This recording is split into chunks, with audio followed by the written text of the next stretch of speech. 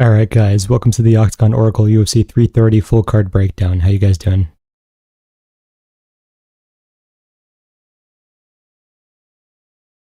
We'll probably start with the questions again, then we'll do the full card, and then I'll do the breakdown of, what is it, 2 weeks ago? Last week? I don't even remember.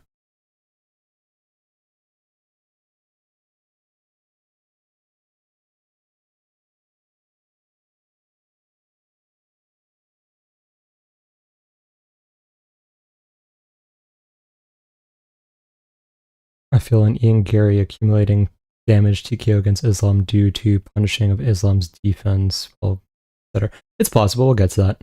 That's in McMillan versus Rahiki. I think Rahiki should actually take that far easily than people are expecting.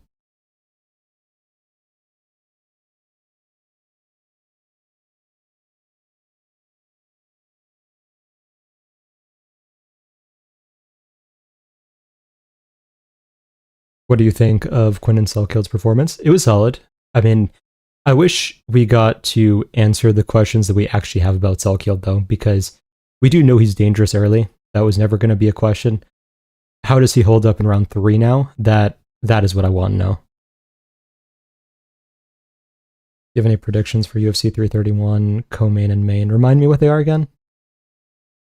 What fights are those? Sup Oracle, thoughts on Bilal Hassan's hype. People are saying he beats Van already. I mean, that's obviously excessive, right? He has a very high ceiling. He's extremely athletic. Like, the way he floats into strikes is impressive. He still needs to work on his defense, in my opinion. And that's not to say that he won't be amazing long term. I was hoping he would have a few more fights on the regional scene, though, because he's going to get very, very quickly pushed in the UFC. And I would hate for him to just get chinned for no reason when he could become a world beater if he has more time. Missed the stream last week. Yeah, I had a medical procedure, so I couldn't stream. Do you think Kopylov will fraud check Gaudier? Well, I would love to say yes, because I feel like Gaudier is fraudulent. I do actually feel like Kopylov is the type of matchup that Gaudier could still win. Armin or Selkilds? I'd lean Armin, but not terribly confidently. Actually, I would have to think about that more, because Armin's going to fade also. Armin also doesn't have great cardio. You watched Dana White's Contender series, and if so, who is the most promising prospect? Probably Hassan. Everyone else kind of sucked, except the heavyweight at the end. Like, who knows? You really never know how good heavyweights are until they fight someone like a Marcin Tybura, and then we see Pantoja versus Van 2 and Armin versus Rufi. Oh, okay. So I'm going to pick Van. I'm more confident now than I was before. I still do think there's definitely risks because Ira was taking Van down at will for the first 3 rounds, which isn't really what you want to see, or at least the first 2 rounds. But I do think that at this point, Tyra has more developed wrestling than Pantoja does, because Pantoja's really just going to blitz at you and then immediately shoot. If you cut angles, it's easier to get away from his takedowns. So I do think that Van's going to win, and I think Rufi's going to flatline Armin within half a round, honestly. I don't think that fight's going to take long. I think Rufi's going to expose the fact that Armin's never been a top fighter. Jean Silva on UFC Fight Night? Yeah, that'll be fun.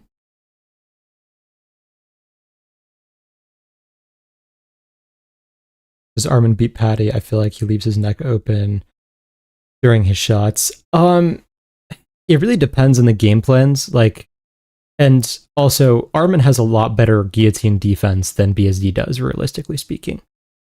So I'm not like confident that Patty can guillotine him just because he shoots double legs. But that being said, I think Armin's easiest path to victory is just stand for 3 rounds, because Patty can't stand. And I guess you're picking Oral, but I have a feeling, I don't know why. Yeah, me too. Hope the procedure went well. Thank you. It's complicated, but things will be alright. I'm wrong for thinking Yair is the hardest matchup for John in the entire division. He's on the harder side of matchups. The reason why I don't think he's the hardest matchup is he doesn't really have one-shot knockout power. Kind of in his kicks, but even then, not really. Rufi or Islam at 55? I'd want to see how Rufi fights against Armin first to say. feel like Pantoja does so much better than Taira in the positions he got him. If Pantoja gets the same positions, it's not going to be good for Van because Pantoja is very willing to just hold a half guard, unlike Taira. So, like, Taira wants to finish no matter what. Pantoja is just like, if it comes, it comes. John is going to slime out. Yeah, you're my prayers of answer. There's God. Fair. I think Armanstock is so overblown. He's a very beatable fighter, and I think Rufi will show way better takedowns. Yes, I agree. Weird matchup, but Doo Ho Choi versus Tommy McMillan. I take Doo Ho Choi. Do a fight companion for UFC Noche because it's a stacked fight night. Plus, John main event will be fun to see your action. Fair, I'll see what I could do. Win's probably going to be very similar to Hockett, just going to be a quicker and more athletic than most heavyweights. Yeah, it seems like it. You can bet that Rufi is going to be a decent underdog versus Arman. I'm so excited to bet on early KO. Me too, yeah. Honestly, I need to see Bonfim fight soon. I personally think he's one of the next champs in the UFC. Yeah, Gabriel Bonfim is quite solid, which is, it's crazy that Ismail went on such a downslide, but oh well. Thing is, Tyra never got Van's back, I assume you're saying? Yes, but he did get full mount, so I'm not sure it's much better. Tyra's lack of ground pound really cost him. Yes, I agree there. Arman does not move his head, agreed. Thoughts on Choi versus Pitbull? I mean, Choi should put him away at this point. Earl buys top 5 material? Possible. Is this the first fight on the prelims? Yes, it is. Where there'll be a Dana White's Contender Series review at the end of stream, or just basic overview. Oh, and what each contract winner could be. We could do that quickly, sure. Merab or Yan in the trilogy. See, I want to pick Merab. I feel like Merab's the better fighter. He's also aging, though, and the nose thing is concerning me. I don't know how he performs if he doesn't have his full cardio in that fight. So I'm going to have to think about it more. Choi is the GOAT featherweight. You'll just don't know it yet. Valid.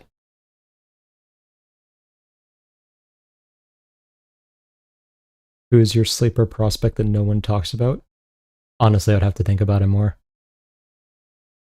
Oral By should have got him a lot. Bro, he's going to go through all these guys. I mean, yes, but they're never going to give him a lot, like a difficult fight, because they need him to sell the Canada cards.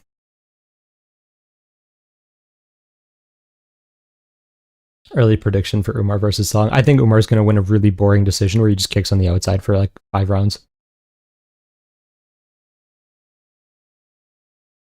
Fedor has more fight years and injuries if you're worried about that, though. It's not about injuries in general, it's that very specific injury. Because again, Merab weaponizes cardio, and if he can't weaponize cardio, that takes a lot out of his skill set. But we'll start the breakdowns for this week. I think everyone knows all of these fighters pretty much, so I probably will do polls for all of these, actually. Gotta get my notes out whenever it feels like loading, that would be great. Okay.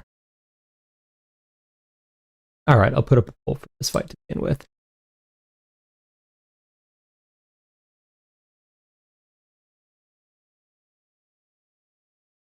Alright, poll is live.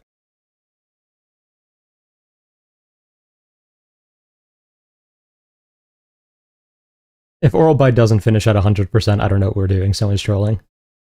But I'm putting the poll up as a formality. Okay, yeah, Oral By at 100%, good.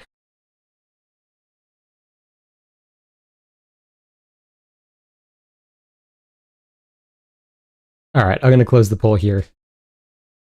This was an obvious, I mean, I'll get into the analysis just because, but obviously we all know the outcome. So starting with Oral By.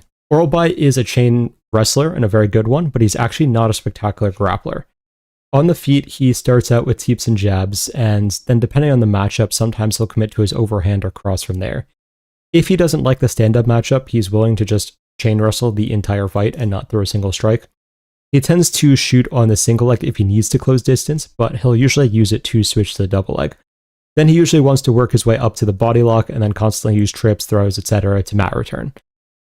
He is not very good at controlling the hips or getting his hooks in on the ground, but he'll just repetitively create so many opportunities that eventually he gets the dominant position. Either his opponent just breaks cardio-wise, or they make a massive mistake and he'll use that to find the submission from there. His defense on the feet is a bit anticlimactic. He tends to fade backwards and is kind of hittable. He also can be countered when he does jab, but he does have power, so it can make up for it at times. Wells is a very explosive wrestler who does have power in his hands. On the feet, he pretty much throws everything with full power. He'll switch stances so he can throw kicks to different targets on the outside. He loves to throw a 1-2 into a lunging hook to try to catch people as they back out. His takedowns are just explosive double legs. He does have submissions, but mainly will control and go for ground and pound on the ground. He does have questionable cardio in high-paced fights and tends to fade pretty significantly. Because he throws everything with full power, a lot of fighters have been able to catch him coming in, and his technique overall is just very questionable. There's only one way that Wells could win this fight, and that is with the 1-2 lunging hook. Because Oralbai does kind of just lean back and leave his chin right there to be clipped. So that does make me just a teeny bit nervous. That being said, that's the literal only pathway for Wells to win. And I think even if Oralbai does get clipped by it, he could probably take it. He has a pretty good chin. So otherwise, any other way the fight goes, Oralbai's better everywhere. I do think, however, a lot of people are picking sub, and it may be sub. But Wells is pretty good at exploding out of positions, and the only way he really gets subbed here is if he just goes full fatigue, and from there just can't defend a rear naked choke or something. But Oralbai doesn't really go for the complex anacondas, darces that you're more likely to catch someone like Wells with. So I actually think it's going to be an Oralbai TKO, more via accumulation and exhaustion. So I'm going to say Oralbai TKO, and I think it's going to come either late round 2 or in round 3. All right, moving on to Neil Magny versus Ramiz Brahimaj. I'll put on the poll for this.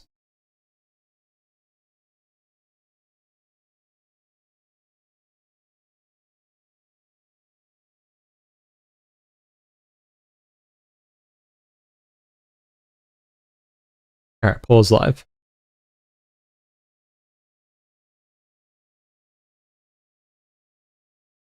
Why is Oralbai takedown defense so bad? I mean, it's a small sample size. I think Rebechki took him down a bit.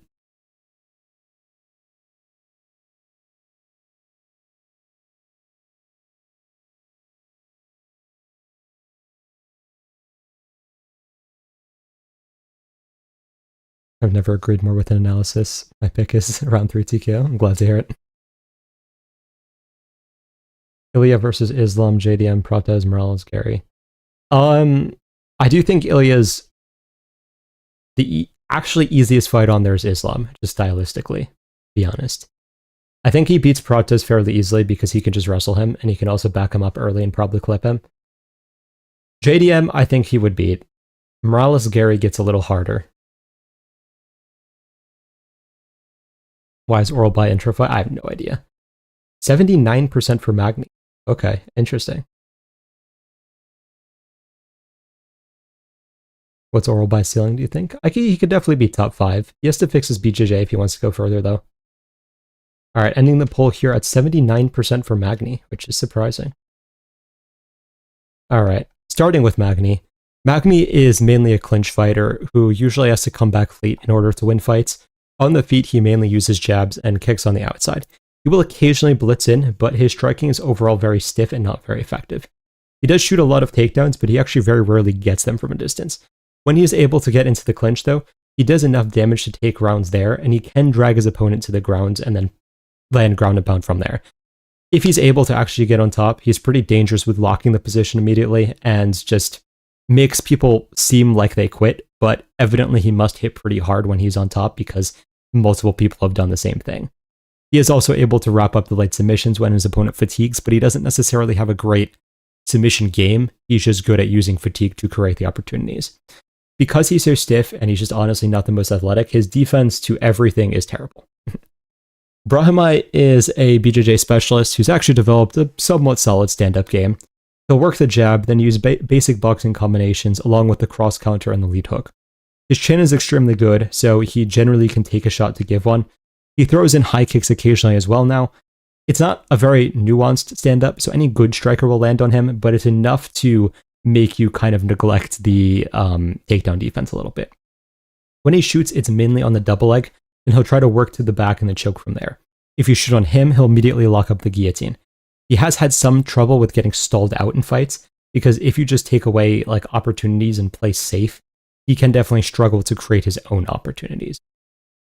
So the issue with Magny in this fight is that Magny has only really one path to victory, which is get in the clinch and stall the fight out.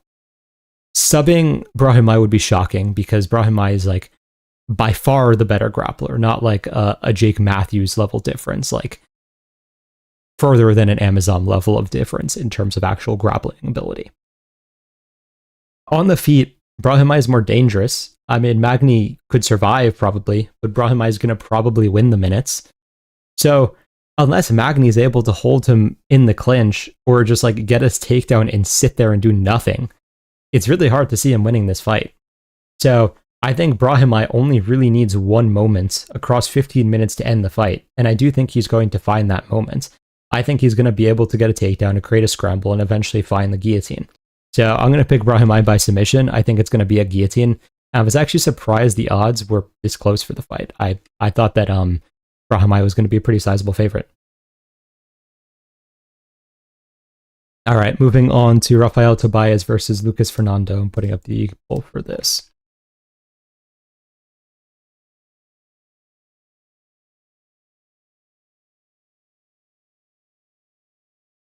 A lot of people don't know Fernando, so this poll might be a little bit anticlimactic, but we'll see.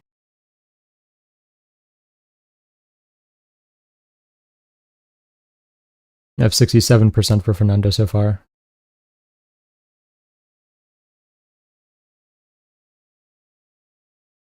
Or by beat Tofik and Medic on short notice of a weight class. I don't think that Tofik was short notice, but Medic, yes. Tofik fight, or by missed weight. It was supposed to be 155, I believe.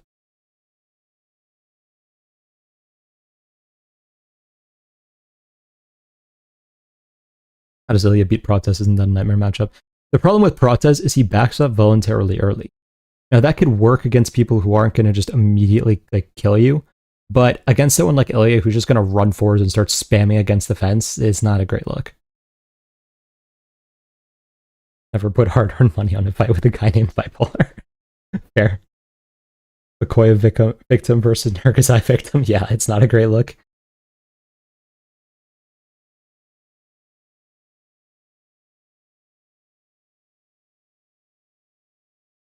Watch one Protez fight and think he's Goku. Yeah, he's good, but he has weaknesses.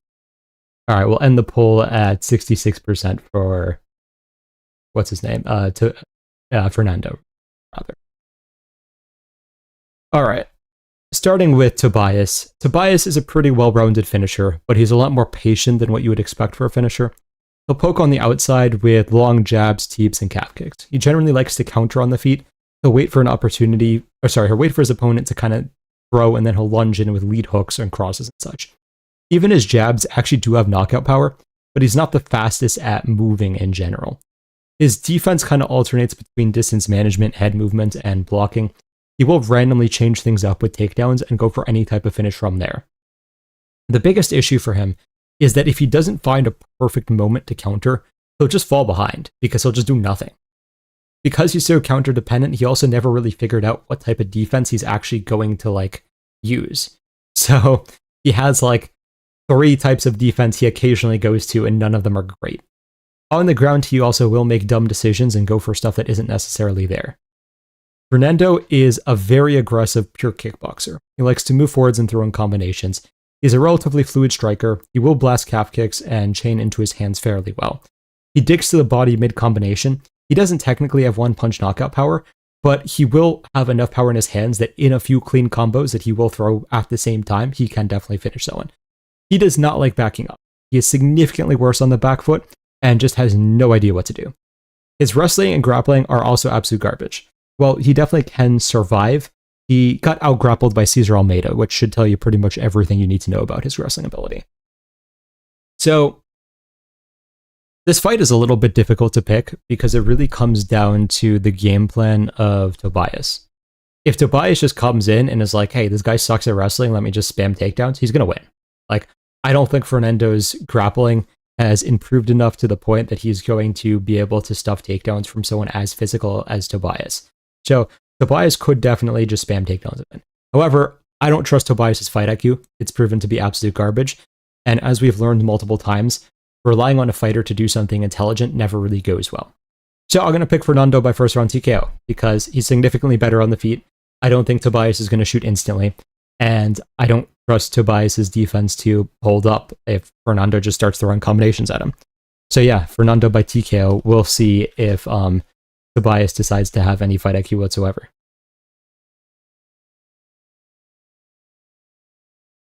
All right, moving on to Vicente Luque versus Tresean Gore. Put up both of us.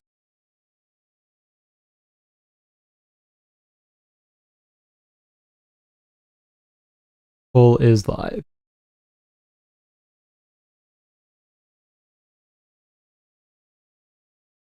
Umar versus Aspinall. Oh boy. Gore masterclass incoming. Would be interesting.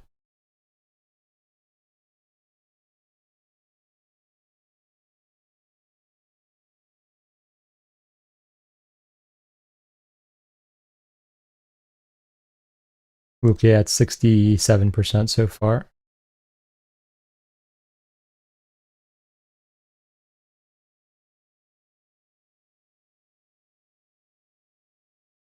I don't think Gore is good and all, but I don't know where Luque is at. I get what you mean. There's definitely issues with this fight in that sense. All right, I'm going to end the poll with Luque at 73%, which is far higher than what the odds indicate, but let's see what we got here. So starting with Luque, Luque is a power puncher who does have nasty front chokes as well. He switches stances a fair amount. He's primarily orthodox, but he does like to kick to different targets out of the two stances. He is mainly focused on the lead hook in the pocket, but he will throw in uppercuts and overhands as well. He does keep a high guard, but he is very willing to take a shot to give one. He used to be very blitz focused, but interestingly in recent times he hasn't really done that as much. His takedown defense isn't great to say the absolute least, but if you make any mistake trying to get the fight down, he'll lock up a submission very quickly. Gore, I mean, I guess technically would be counted as a wrestler. He has wrestling, but usually just decides he's going to brawl on the feet instead. He does have a very good power guillotine, which he has used to win multiple fights now. He is quite durable and can absorb a ridiculous amount of punishment. On the feet rather, he will kind of just wade forwards, get constantly hit, and try to land a big shot. He has started using the calf kick and the jab a bit more, but he doesn't have great technique. Like, you can tell that he has to think about something before he does it. And it's not the most technical when he does it. He just does stuff. Like, he doesn't really know what he's doing. So, in an extended fight on the feet, unless his opponent makes a massive mistake, he's going to have problems. So, obviously, like, yeah, it's a question of where Luque is at. We're all going to have the same issue in making this prediction. If Luque is Luque, this fight is very easy. If Luque is not Luque, then who knows? But this is Tresean Gore. I mean, he's terrible at everything. Like, I know that he looked good against Makhachev. I've been saying for a long time that Makhachev is an absolute fraud and one of the worst fighters in the UFC. Dude has nothing except overhand spam and mediocre takedowns. He's really not good. Like, yes, I know he knocked out Zachary's, but who hasn't at this point? So, I don't think Gore beating Makhachev, well, getting dropped by Bakoyev's overhand spam means anything good for Gore, to say the least. So, yeah, I think Gore is going to trade in the pocket, where Luque has more power, where Luque is far more technical, where Luque is even probably faster, even at this age. And I think Luque should be able to just drop him with something in the pocket and put him away relatively quickly. If Luque can't take a shot and just folds to something, oh well. But I'm going to say Luque drops him within like a minute and then gets the submission. So I'm going to say Luque by submission, probably the Darce. All right, moving on to Dante Johnson versus Eric McConaughey. I will put a poll for this.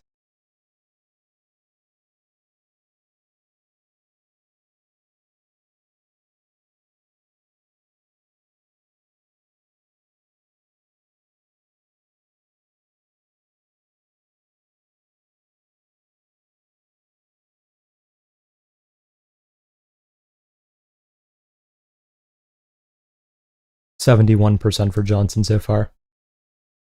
Josh versus garbage. Yeah, I know what you mean. Dante via McConaughey chin not being good fair. Luque looked better on the back foot last fight. Yeah, I mean, his counters are solid. I don't know what strategy Luque is going to have showing up, but Luque's a decent fighter, even at this point in his career. Gore's just not.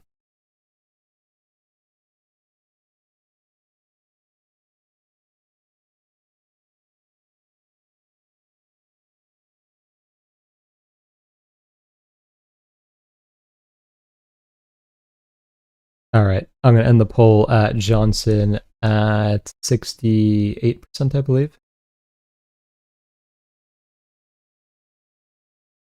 All right, starting with Dante Johnson. He is typically an explosive striker.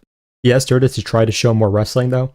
He throws calf kicks on the outside. Due to the fact that he is smaller than pretty much all of his opponents, he uses a lot of head movement and footwork to try to get on the inside and sling hooks from there. He does seemingly have one-punch knockout power, but he doesn't really have any established defense besides like bobbleheading. Like he just constantly moves his head, but it's not really logical. It's just doing stuff. He did get the body lock slams and such against Dumas into the guillotine, but it's Dumas and it didn't even look like the guillotine was in, so who knows what happened there.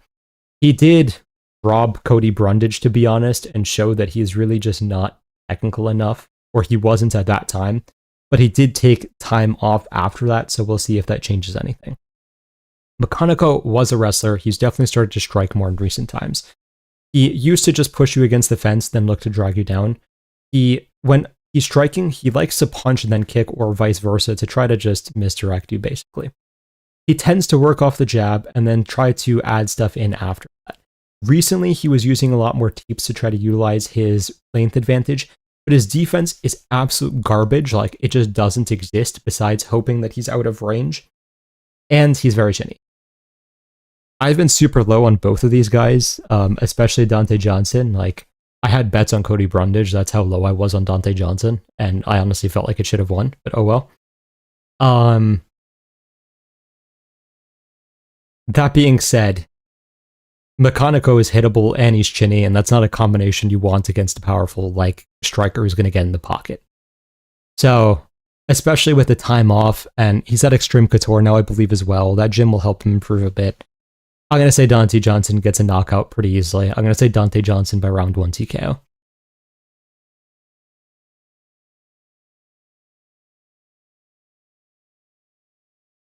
Okay, so this fight got changed last second. I haven't really taped Eduardo Chapulin, so I'm going to skip this one. Obviously, if it was Ochoa, I was going to pick Ochoa by massacre, but who knows for this. All right, moving on to Chidi Njokuani versus Joel Alvarez. Put a bolt for this.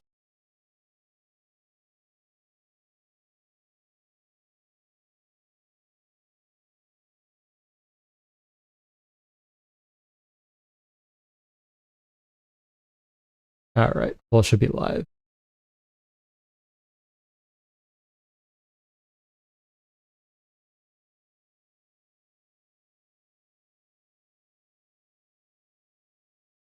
Joel's starting at around 61%. Closer, much closer than the odds are. Anyway.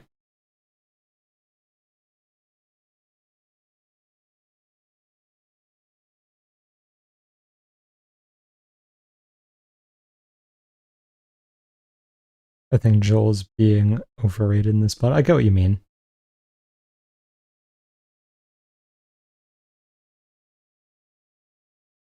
Joel fights like he's still in lightweight. Yes, I agree with you there.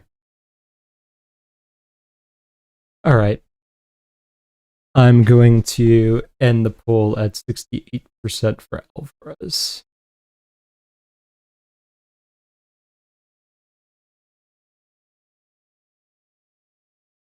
So, starting with Chidi. Chidi is a Muay Thai striker. He throws out a lot of kicks to try to get his opponents to rush in. On the inside, he'll use a lot of knees and elbows. He stands very straight up, even for a Muay Thai fighter, so people blitzing in with overhands can definitely catch him at times. He has gassed very hard historically, and it's partially probably because of the weight cut as well. His upright stance also gives the opportunity for people to get to his hips very easily for takedowns. Moving on to Alvarez, he's an aggressive finisher from pretty much all positions. On the feet, he starts out with the jab, then he slowly starts to extend the combo. He'll start with throwing like the 1-2, then eventually 1-2-3, etc. He throws out more teeps and flying knees as he starts to get his reads. He doesn't really shoot takedowns, but he's able to find a lot of subs off of his back or like club and sub style. In the past, he hasn't really defended takedowns at all. He's starting to react to them a bit quicker, but it's still not ideal to say the least. On the feet, because he's used to having such a massive length advantage, his defense is very underdeveloped. He gets hit a fair amount. Like, he is very used to being able to just fade out of range, and he still tries to do that against welterweights, and it doesn't really work. Now, as some of you guys are saying, I think this fight is, given the information we know, is probably closer than the odds are making it seem. Because Joel, I don't know how he's going to react to someone who's longer than him. This is the first time in his career he's fighting someone, or that I know of, that he's fighting someone who's like sizably longer than him. So I don't know if his tendency to try to just fade out of range is going to get him caught or what is going to happen here. That being said, I think Alvarez is the better fighter. And I do have to pick the better fighter, especially because Chidi's not exactly someone who's incredibly high fight IQ or like tough and so on. So I'm going to pick Alvarez by TKO. I think he'll eventually find something, but I'm definitely not confident in it.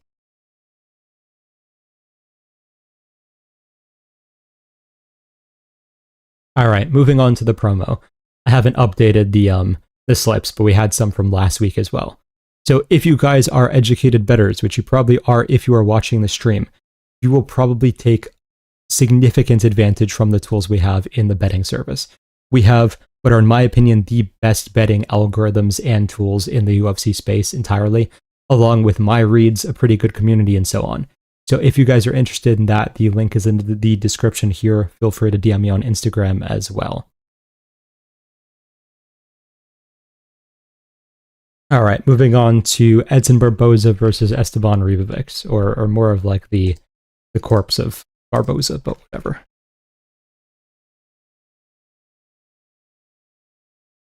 Poll is live.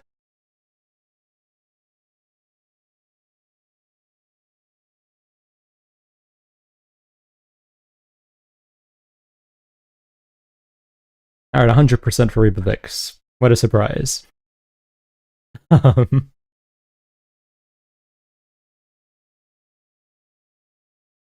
leave. Oh, well, one person voted for Barboza, I think.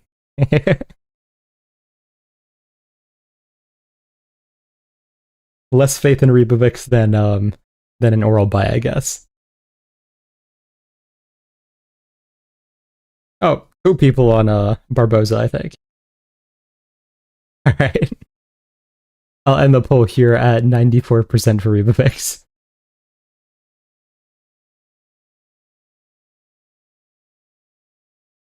All right. Starting with Barboza. Barboza is, of course, a Muay Thai striker. He doesn't really throw many combinations. If he does, it's because he's forced to in the pocket. He has very hard leg kicks, and he'll mix up the targets he goes with his kicks all the time. He does have flying knees if you wrestle, and it is part of his defense. It's not just something he throws in. His best techniques are the spinning kicks realistically, and he could do a lot of damage to liver with them. The problem is, it seems like his balance has gotten worse in his old age, and his spinning kicks don't really function as well as they used to by any means. He does not fight well off the back foot, to say the least, and he's very much not the same guy he used to be, so like the analysis is just... I mean, it's hard to say how he's going to show up, especially because he has not been looking good recently. Ribovics is a high-volume boxer. Generally speaking, he just wants to put together long combinations. He'll bait his opponents to enter and then slip and throw. He likes to go first and third. He'll start with a jab and then dip if his opponent tries to respond and continue the combination from there. He does use kicks to change things up, but they're not his main weapon despite the McKinney highlight. He doesn't have the most power, in all honesty. He is really an accumulation guy. His ground game is terrible. We just saw that. Like, yes, Gamrot's wrestling is good, but Ribovics has really bad wrestling and grappling. My main criticism of Ribovics is that he's always just been a war merchant. He's not really as clean, even as a striker, as people want to pretend. Like, he does use head movement, but it's not always the right head movement, so he'll still get clipped. His high guard's not always in the right place. So, like, he's fun, and he'll always put on a good fight, but I can't pretend that he's gonna really go that far, in all honesty. That being said, yes, he should kill Barboza. I'm gonna pick Ribovics by TKO. I think it's going to be a little bit later in the fight. I know some people think it's going to be round 1. It's possible if Barboza's completely done. But I think Gribovic is going to need the volume here. I think it's going to take some time. So I think we're going to see like a late round 2 or a round 3 TKO. All right, moving on to Mansour Abdul Malik versus Dustin Strosfus.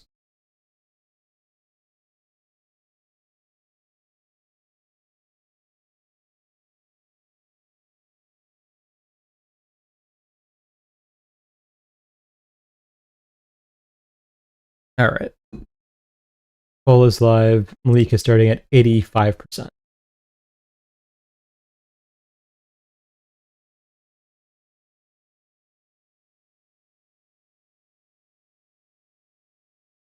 This is another one of those that it's like, was this fight really necessary?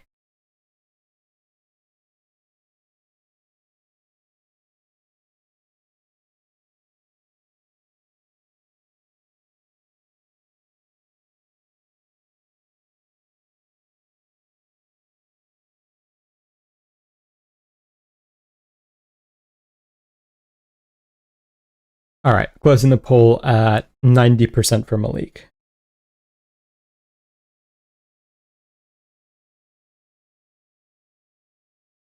So starting with Malik, he is a wrestler whose ground and pound is definitely his best attribute, but he hasn't really used his wrestling proactively enough in recent fights. On the feet, he is a power puncher who changes stances a lot. He tends to lunge into strikes and put combinations together that way. He does have counters if you get over aggressive, but it's not really too technical. In a slower paced fight, he is a little bit lost. He is improving rapidly, but it hasn't been the best looks. He definitely can be picked apart by a technical striker, which we saw in his last fight, and his BJJ needs work even if his wrestling is solid. Dustin is a wrestler who uses Muay Thai striking. He kicks a lot on the outside and throws 1 or 2 punches at a time. He stands very tall, which somewhat impedes with his wrestling shots, which makes the style mesh very strange, to be honest. When he does change levels, it's usually with double legs, and on the ground, he looks to work towards a submission. His boxing defense really is terrible, and the fact that he uses the Muay Thai style makes it hard for him to set up his takedown attempts. So it's just a style that I don't know what people were thinking when they helped coach him to put it together. Obviously, I've wanted to fade Malik after the previous fight, but this is the perfect matchup for him. So yeah, Malik should win by TKO. It should happen pretty early, in all honesty. Like, there's not much I could say about it. All right, moving on to Jalen Turner versus Kelly Fernandez. I'll put up the poll for this.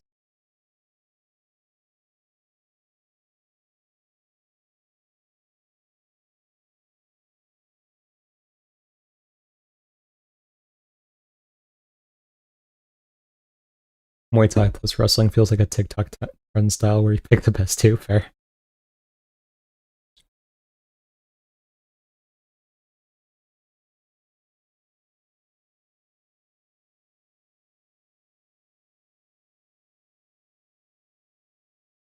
This absolutely can't go to a decision at all. I'm not sure about that. Well, I don't expect it to. It definitely could.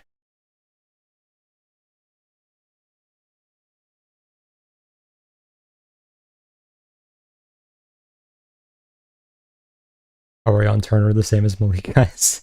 Yeah.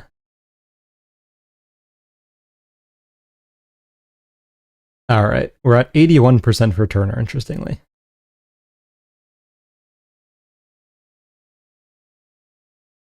All right, we're down to 76%. 73.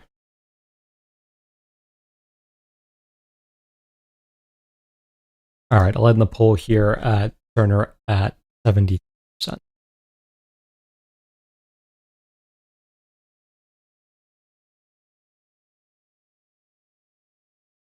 So starting with Turner. Turner is kind of a sniper style striker, but he definitely does have some offensive BJJ. He throws a lot of teeps and other kicks while moving forwards. He'll sometimes mix things up and throw a head kick. He's mainly looking to find the straight right, or straight left rather. Sometimes straight right if he changes stances. He does have very good timing with it as well. Overall, he doesn't have the best fight IQ. He does very strange things, as we have all seen many times. His combinations are mainly just straight up brawling, so he does have problems with pressure combos. He doesn't really have anything off of his back. He needs the fence to get up, and it could take him some time and leave him very open to damage. Moving on to Fernandez. Fernandez has a very unique style where he's basically just a power kicker, but not in the way that like Barboza is. Like his kicks do much more damage than even like Prime Barboza's did. He floats around on the outside and switches stances to blast calf kicks, uses the damage to open up head kicks, and he has crazy dexterity where he can throw them from within the pocket. If his opponent is able to close the distance, he throws a quick combination, then resets back onto the outside. He did have takedown issues in his debut, but since then he has had significantly better takedown defense by improving his distance management. Granted, he hasn't fought a great wrestler, so I'm not sure if that will hold up in a different matchup, but I don't think it will be as much of a problem here. So, my first thought was that this was going to be a question of can Fernandez float around on the outside, or can Turner get into the pocket? Then I went back and watched Turner tape and realized that Turner sucks in the pocket. This is not a question of can Turner fight in the pocket. It's a question of can he find just the sniper cross on the outside. Turner does like to try to time kicks to find the cross. So that definitely is a possibility in a matchup where Fernandez is going to be able to, or is going to be looking to kick a lot. So especially whenever they have the open stance, I'm expecting that to be Turner's entire game plan, where he's basically just waiting for Fernandez to lift his leg and he's going to try to find something. Now, that in itself is going to be risky here because Fernandez probably isn't going to throw body kicks. He's probably going to throw the head kick. Now, if Turner is looking to punch one, he throws the head kick, and Fernandez is looking to land the head kick at the same time. If Turner lands, he lands. If he doesn't, he's getting flatlined by a head kick. So the question is kind of, do we trust Fernandez's knowledge of how to kick without getting hit, or Turner's timing? And I have to lean towards Fernandez's kick setups because that's the majority of what he does in his entire career, right? He knows everything about the timing of kicks, the placement, and so on. He's like probably the best kicking specialist we have had in the UFC in quite a while. So I think Fernandez is going to be able to stay safe, get enough accumulation damage, and then probably eventually find the head kick and put away Turner. Also, it's really hard to trust Turner because we've seen he's always quit whenever he gets behind. So I know he came back out of retirement and had whatever revelations, but I do feel like if he gets hit by like 3-4 good calf kicks and he's starting to have issues, he's going to look for a way out. So I'm going to take Fernandez by TKO. I think it will probably happen like late in round 1. I just don't think anyone could pick Turner against a decent fighter, to be honest, at this point.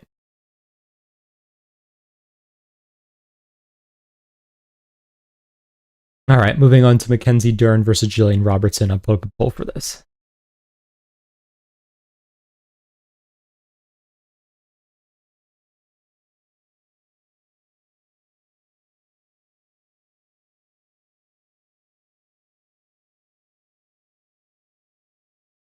Mark Chikasi fight was razor close, and Chikasi was just holding on for dear life.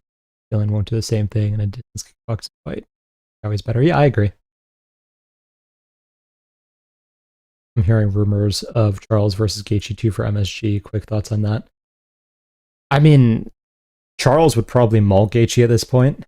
Obviously, whenever Charles fights, it's stressful, to put it one way. But I do think that he should probably destroy Gaethje.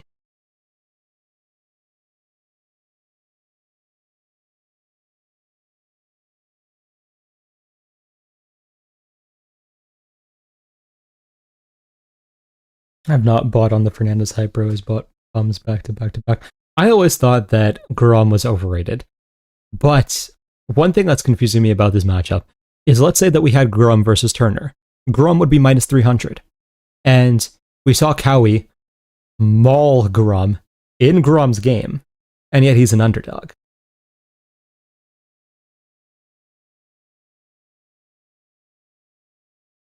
Dern at 71%. Oracle, who's your favorite fighter on the roster? Like, favorite stylistically, personality-wise, or what specifically?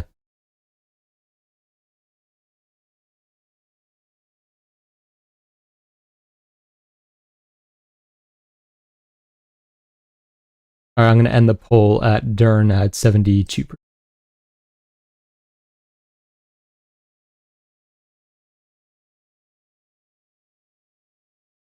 All right, so starting with Dern. Dern is primarily a grappler, but honestly, she wins through striking now most of the time. On the feet, she'll throw calf kicks and jabs. Once she gets her timing, she'll throw the cross behind it. Doesn't really do anything flashy or special, but she has okay fundamentals, so it kind of works. When she wrestles, she does go to a variety of things from single legs, double legs, throws, etc., but she isn't good at any of them, which is why she has an abysmal takedown percentage. Most of her success in the grappling is from her opponents taking her down. From there, she'll be able to threaten subs and reverse position. She does have solid 5-round cardio and is extremely durable, so she could definitely take a punch if needed, to say the least. Robertson is also primarily a grappler, but she does have much better wrestling than Dern. On the feet, she is less comfortable. She throws out some kicks and then she spams right overhands and left hooks.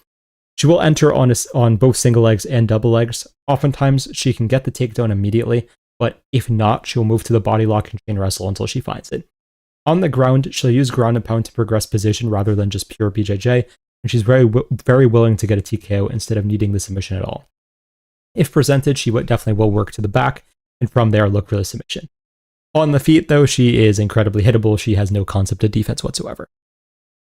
So, I'll just say the prediction first, and then I'll get into the analysis. I'm going to pick Dern by decision. Dern has the much larger number of ways the fight could go, and she still wins, if that makes any sense. I didn't say that the proper way, but oh well. Dern wins on the feet. If they get into a scrambling match, Dern is going to win, if not lock up the submission. The only place that Dern really loses is the pure wrestling. So, for Robertson to win this fight, she has to turn it into a wrestling match, where basically she's just going to get a takedown and then stay in that position for 4.5 minutes. Is that possible? I mean, mildly. She's kind of done it before. That being said, do I really think that she's going to be able to hold down Dern that entire time, not end up in any danger and so on? I can't pick that. So Dern should win the decision. If Robertson is going to win, it's going to need to be a really boring fight, and hopefully it doesn't happen because it's going to be really boring. But yeah, I'm going to pick Dern by decision. All right, moving on to the main event, Islam Makhachev versus Ian Garry. Go to the poll for that.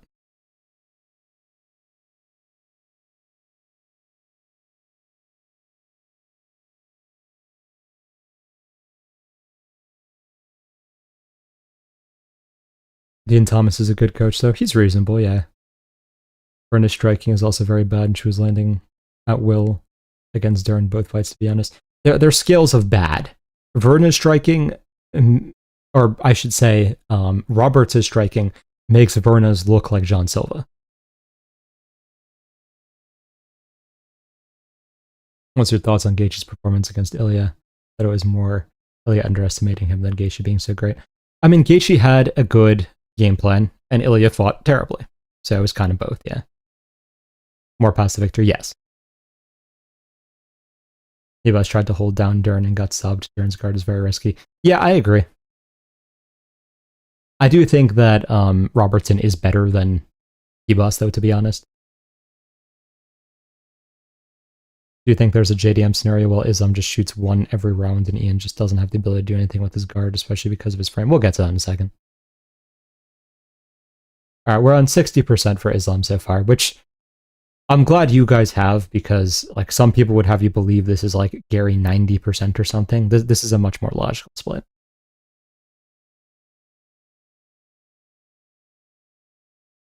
Garry by split decision is 11-1. Fair. I think the fact that Ian is making Islam the aggressive fighter is going to be bad for Islam. Ian can outpoints Islam on the back foot. It's possible.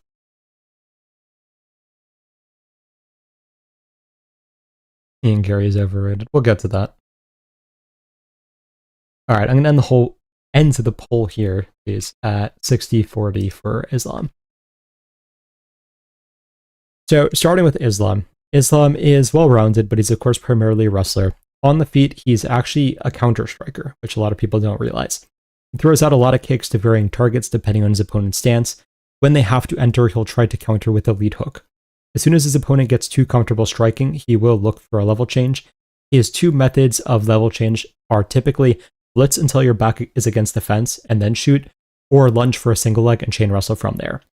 On the ground, he prioritizes position over submission and will suffocate his opponents until they make a mistake.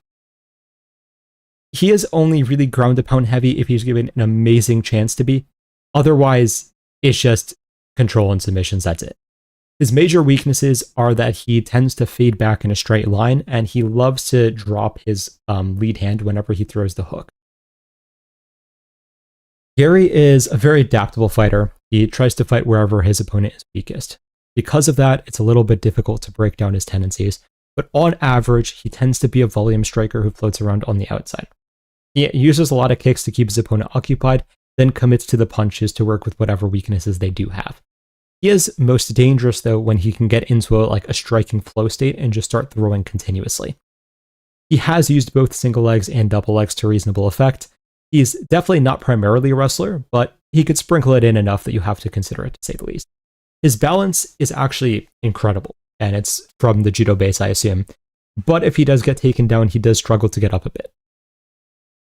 This is a very weird matchup, and I feel like people aren't giving the credit for how interesting this is going to be. Because, as I talked about in the pinned comment under my reel, for those of you who saw it, Garry is the first fighter to have actually high takedown defense percentage that Islam has fought. People assume Volk, but Garry's is actually significantly higher. Garry is also longer than all of his opponents. Garry has the judo background, which none of his opponents had, to my knowledge, and so on. It makes Garry a very weird matchup. So this fight is going to go... Okay. I can't even say how the fight is going to go, because we don't know what version of Garry is going to show up. Because if Garry game plans around blitzing Islam, this fight is going to look very different than if he's game planning to float around on the outside. Not saying that he can't win floating around on the outside, but I do think it gives him a lower percentage chance, even though he is good at doing that.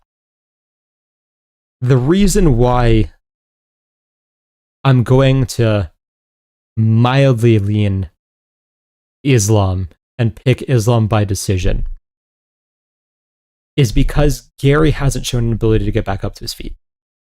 I think that if Garry gets... I think Garry is going to stuff a lot of takedowns. But if Garry gets taken down, I don't think he's going to get back up for the rest of the round. I think he's just going to end up in full guard or half guard for the round and basically concede it. The other issue is that Garry, while he will have his moments on the feet, if he's not fighting a head kick, he's probably not going to be able to do crazy damage because he doesn't have the most power in his hands. If Garry had one of those two, if Garry had power in his hands, or he had the ability to get off when he was on his back, I would pick him here. But because he has neither, I think Islam's going to take a close 48-47, maybe 49-46 decision. I think it's going to be really boring because even though Islam says that he's going to take more risks to find the finish, that's just not how his style functions. Islam waits for people to make mistakes. If they don't make mistakes, he never forces it. So we're going to see a guard or a half guard for probably 3 rounds, maybe 4. And Garry's probably going to have the scare moments at some point, but probably not finds the finish or bank enough rounds to get the win. I still do think Garry has a solid chance, though. I was so tempted to pick Garry the more I looked at tape, because Islam is so wildly overrated. It's just... I don't know why. I think it's just because a lot of people are Islam fans, and that's fine. Islam has not had a good performance that doesn't have asterisks, and we've talked about this before. But Dustin Poirier fight, he struggled a lot with an old Dustin Poirier who looked terrible in his retirement fight. The first Volk fight, again, I still think he lost that fight, but whether you think he won or lost, he looked pretty bad. The JDM fight, he took 0 risks, just had to hold him down the entire fight. Wasn't really able to do anything effective. The only good performance was the Oliveira one. And even in the Oliveira one, he had the cheating issues where he was like, I forget if he was grabbing the glove or whatever it was, which was like help him get his takedowns. So every performance is somewhat questionable. It's just, I don't know. People compare Islam to Khabib. As much as I disliked Khabib more as a person, Khabib was a significantly better fighter because he was able to create opportunities and not have close fights because of the difference in physicality and such. So, yeah, Islam grabbed the glove and also grabbed the cage to defend against Charles heel hook. Yeah, exactly. So, I mean, yes, I do expect Islam to cheat again if given the opportunity. So that kind of has to be factored in. But yeah, I don't know. It's a weird fight where Islam is not that good, but I don't know if Garry is the fighter to punish it.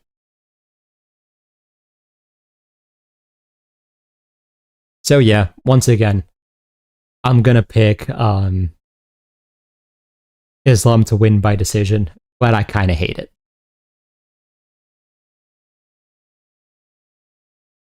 Since Abu Dhabi, the ref didn't care and ignored it, but Islam still dropped Charles. Yeah, that was the best advocate for Islam's skills. Was the Charles fight still, because despite the cheating, he still looked good in the rest. What would be your prediction for Morales versus Islam? I mean, we'll have to see how he performs against Garry. If he's a lot more dominant than I'm expecting, then maybe I'd pick Islam. I'd probably lean Morales right now.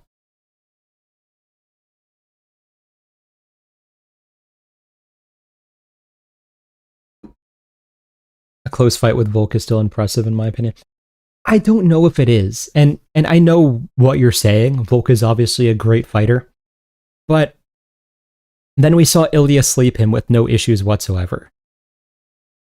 And that was at his own weight class with the full camp, looking fine physically and such. That wasn't like the overweight day drinking like Volkanovski we saw against Islam in the second fight, right? So Protez against Islam? Islam would destroy Protez, right? I know people like Protez, but he has no chance against Islam whatsoever.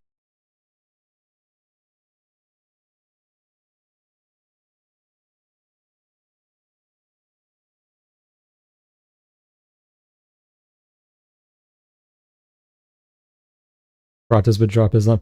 Again, Protez can't defend takedowns. And Protez also voluntarily backs up and would give the chain wrestling to Islam immediately.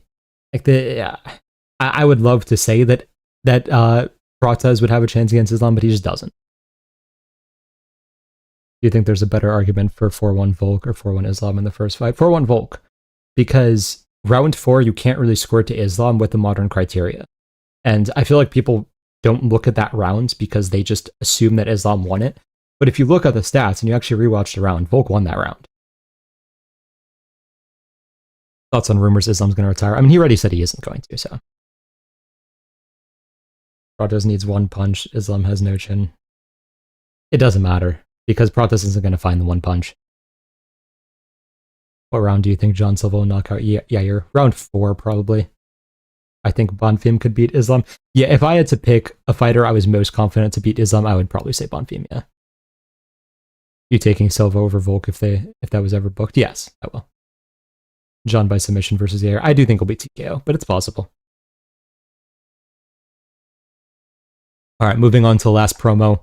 If you guys didn't hear the promo earlier, if you guys are educated bettors, which most people watching a betting breakdown like this probably will be, you probably will do amazingly with the betting service. We have what are, in my opinion, the best UFC algorithms and tools in the entire space, and it is only $25 a month, unlike most of the other services.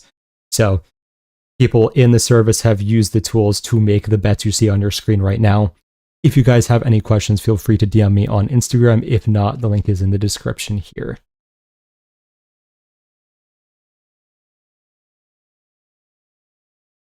How does Bonfim do against Morales, Ian, and Protez? I think Bonfim would probably beat Protez, but I'd probably pick Ian and maybe Morales against him. Bonfim's best win is a wash below. Well, it's like saying like any prospect's best win is blank. Like, right? Like Islam's best win before the title shot was like Bobby Green, right? Who cares? Sean Brady versus Islam is interesting. I actually think Islam would outstrike Sean Brady, but it could be fun.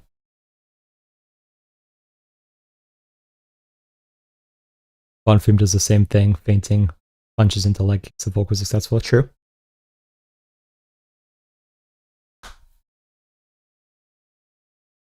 UFC Belgrade recap. We'll get to that, yeah.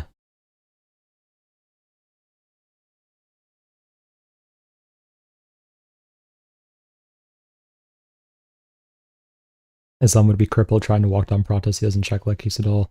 The reason Pratas give up takedowns against JDM and Leon's because there's no grappling threat. Pratas can't calf kick on the back foot is the problem, right? All of this is stylistic. We can't just say that because Pratas thrives in certain situations that those situations will occur against Islam, because they won't.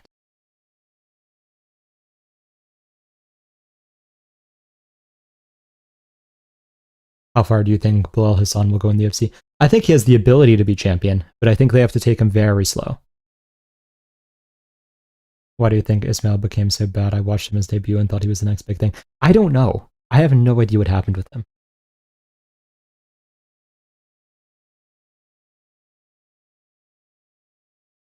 Bro thinks Pratas is throwing leg kicks moving backwards. Yeah, exactly.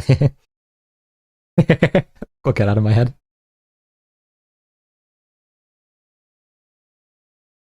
Pratas is my favorite fighter. Islam is literally the worst matchup for him. Yeah, exactly. It's just... There's no... Pratas has less than a 1% chance against Islam. That's just the reality. Islam would back up from Pratas vis-a-vis Aurelia. Valid.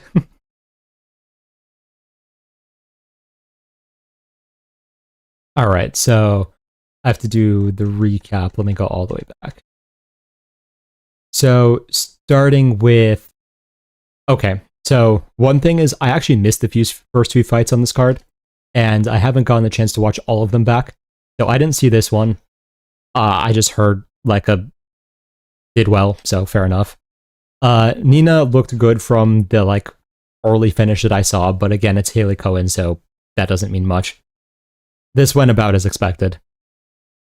I only saw the controversial ending for this. Now, a lot of people are asking me about the tap or not tap. I'm perfectly fine with that being considered a tap, but then we have to be consistent about it. If we're considering that a tap, then Delgado tapped against Bashi. So I'm fine with calling both a tap or both not a tap, but we have to be very clear about what a tap is then. Because if it's just subjective to whatever referee, then it's going to be problematic in my opinion. Vlogdin versus I'm blanking on his name because it's the guy who filled in. Vlogdin has potential. It's just, I don't know, maybe he needs a few more years on regional scene because he just hasn't quite gotten to the... I don't even know how to put it. He just has a few things to work on. He just needs to be slightly cleaner. He does need to work on his defense as well, for sure. He still has potential, and he's fun every time, so I would like him in the UFC. But honestly, for the sake of his career, he should probably go back to regional scene for another year or two. His opponent, I'm blanking on his name. I didn't think he looked great. I think he just wings power punches, and I don't think he's going to go very far in the UFC, to be honest. The real standout of this card, Michael Oliveira looked amazing. He's going to be a problem. Now, granted, Oban Elliott has no chin and isn't really great at anything, but Oliveira is going to be a problem. Just with the jabs, he does so much damage. It seems like his power is only increasing. His accuracy is ridiculous. He's going to be a problem. Ludovic Klein versus Tafik Musayev. Every time we want Musayev to die, it just doesn't happen. I don't know if Klein wasn't 100% because of the surgery he had on his ankle, or if we just actually found out that he has zero answer to inside calf kicks and just no one had exploited that before. It's really hard to say because both are possible. I didn't think he looked like himself, but obviously if you get immobilized by a bunch of inside calf kicks, that can happen. So it didn't look like he was planting and throwing with the power that he usually does, but we're not really going to know why it was. So if it was because of Musayev's calf kicks, then that was a great game plan. If not, then Klein's career might be over. So we'll have to see in Klein's next fight how he looks, if he's able to plant properly and such, because it was not a great look for him. All right, Urbina versus Seppo. One of my one of my best reads, Seppo being the worst fighter in UFC history. I'm so glad I was vindicated on that, because Urbina is one of those fighters that if I picked him and he just got knocked out in round 1, I'd be mildly embarrassed for picking him. But now, because I picked him and he destroyed Seppo as a massive underdog, I can be a genius here. Yeah, Seppo was absolute garbage. He should have never been anywhere near the UFC. He's a terrible fighter. He has zero potential whatsoever. He should retire now. He's just an embarrassment to the sport as a whole. Urbina is not a great UFC fighter, but he's a UFC fighter, right? He's UFC quality. Not much to say here. He dropped Seppo with a jab and then finished him with ground and pound, so yeah.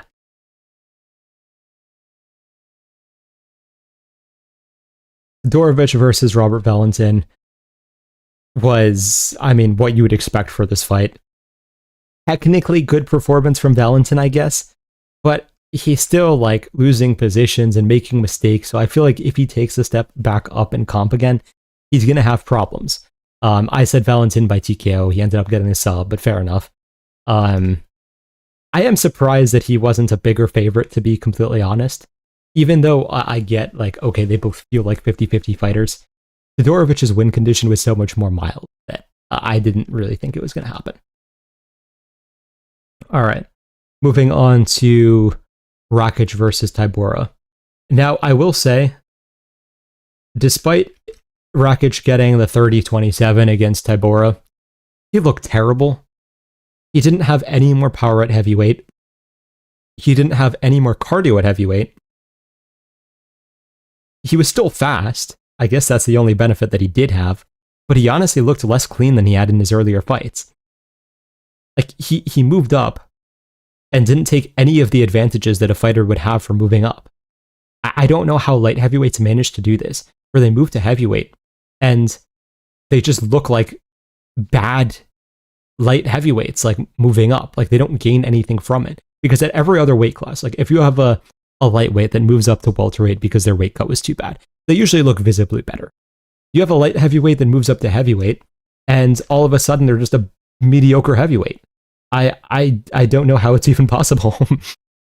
Yeah, I mean, obviously, anyone who didn't bet on Rakic this fight was honestly just giving up free money, because it was so obvious there was no real way for Tybura to win. But yeah, I don't think that should distract anyone from the obvious fact that Rakic looked absolutely horrid and is probably not going to get another win. He'll probably bulk up too much, like Alex. He bulked up too much, which is why he underperformed. The thing is, Rakic didn't even bulk up that much, though. Like, he didn't weigh in at anything ridiculously high. I'm forgetting if he weighed in at like 230 or something like that, which is super reasonable. And he still looked ripped, so it's not like he put on any fat or something. But he still somehow didn't have any more power. Because heavyweight is so skilled and the light heavyweight can't come up and could be invalid. Gives heavyweights low-key a better name than they already have. I don't know. All right, Jan Blachowicz versus Navajo Sterling. Yeah, Jan is just, I mean, again, Jan was my favorite light heavyweight of all time. He needs to retire. I don't want to see him take more damage. His reaction time has gotten so bad. He still has the power, he still has the skills for the most part, but his reaction time has gotten so bad that he relies on leaning back for all of his defense. And you can't do that consistently, and Sterling finally punished it.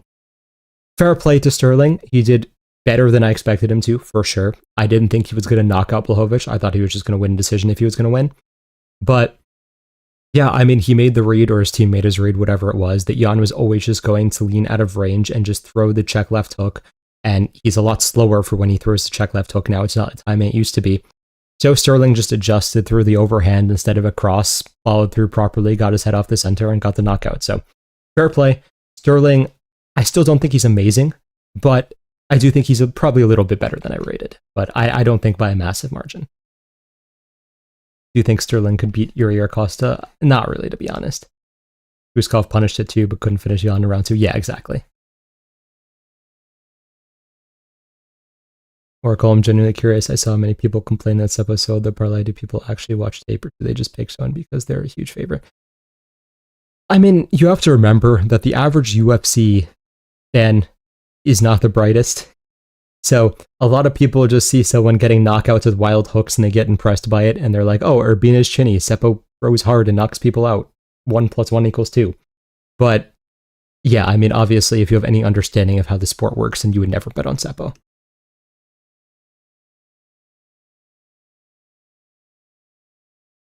Uros Medic versus Daniel Rodriguez. I mean, Uros did what Uros does. There's not much to analyze there. Uros is very fast. In the right matchups, he's going to absolutely destroy people. He did what he should do at his hometown, so fair play to him. Yeah, in the Discord, we took like under half a round, under 2.5 minutes, all that stuff. So if any of you guys that aren't in the Discord did the same, then congratulations, because that was just free money. Yeah, one more promo. Join the betting service if you haven't already. But yeah, I mean, Medic did great. Medic honestly has a chance against better fighters, because even though he doesn't really necessarily have the technical aspects and like the defensive abilities that you would assume you should have at this level, he's such a dangerous glass cannon that he could probably kill Leon very quickly. He could probably like, honestly, he might chin JDM. I don't know. I still probably would pick JDM against him because I think JDM would eventually land. I don't think Medic can take it, but I would have to look back at tape. Like maybe it would be close to 50-50, something like that.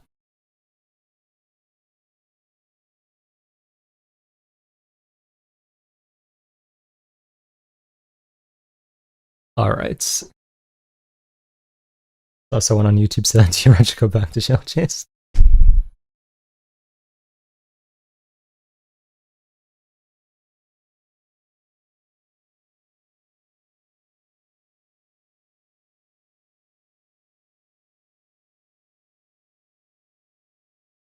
Rodriguez going on Jerry and getting hyped is being ripped and showing up with a dad. What is peak comedy? I didn't even see that, but fair.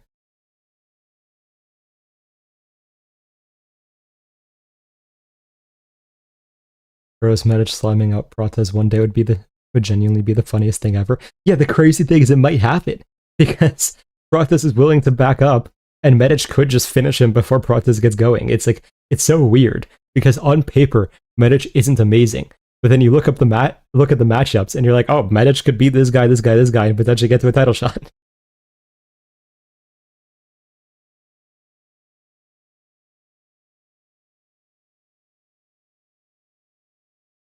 Imagine you made a video called Seppo is the worst signing in UFC history before the fight. Hot take videos would be higher risk, higher reward. Yeah, that would be funny. I should have done that, but oh well.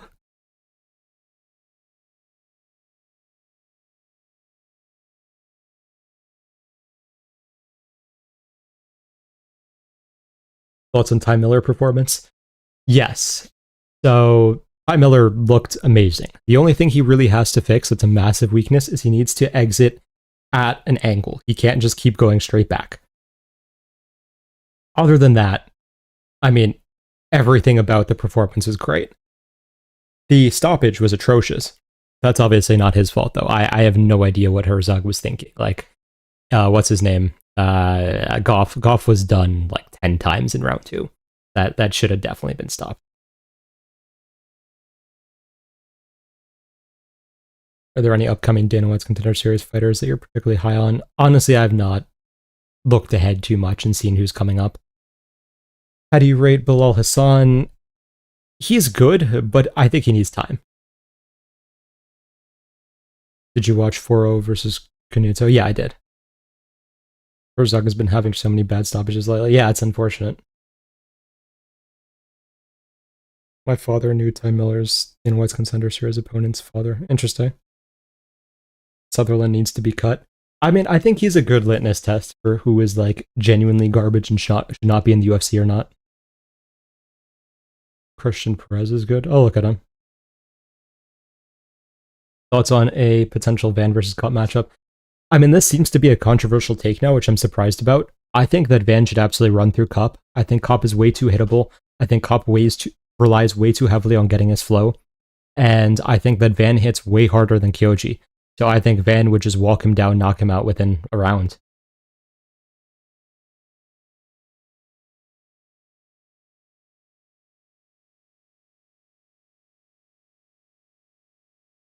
Sutherland needs to be cut. Ty needs to be banned from MMA. Valid. All right, guys. I'm going to wrap it up here. Thank you guys for coming. Please like the stream if you haven't already. and do consider joining up for the betting service if you are not already there. Have a good night, guys, and enjoy the event if you are watching, and I will see you guys next time.